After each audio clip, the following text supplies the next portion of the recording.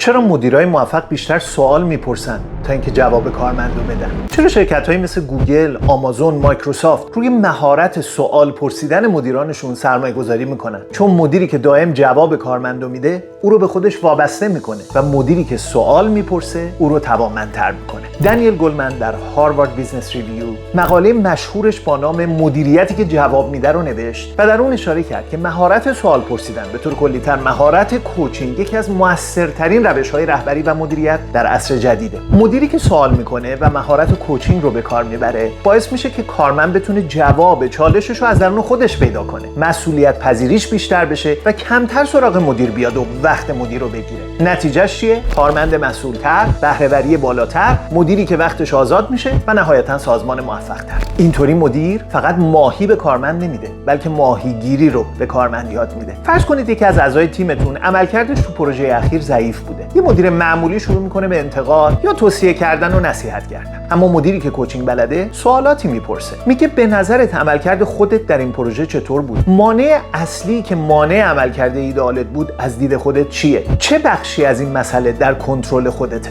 در گذشته چه مسائل مشابهی داشتی که تونستی با موفقیت ازش عبور کنی؟ در شرایط فعلی یه اقدامی که بیشترین تاثیر رو برای تو میتونه داشته باشه چیه؟ این سوالات فقط پاسخ تولید نمیکنه، بلکه باعث میشه که اون کارمند فکر کنه، مسئولیت پذیری داشته باشه، اعتماد به نفسش بره بالا و خودش راه حلش رو پیدا کنه. و برای همینه که مدیران شرکت‌های پیشرو و موفق داخل و خارج ایران دارن مهارت کوچینگ رو یاد میگیرن و روی این مهارت سرمایه‌گذاری میکنن. اگه دوست دارید با مهارت کوچینگ بیشتر آشنا بشین، بنویسین کوچینگ تا اطلاعاتو بفرستم. و اگه دوست دارید مشاوره رایگان بگیرید تا ببینید اصلا یادگیری مهارت کوچینگ به درد شما میخوره یا نه، بنویسید مشاوره، ما در خدمتتون هستیم.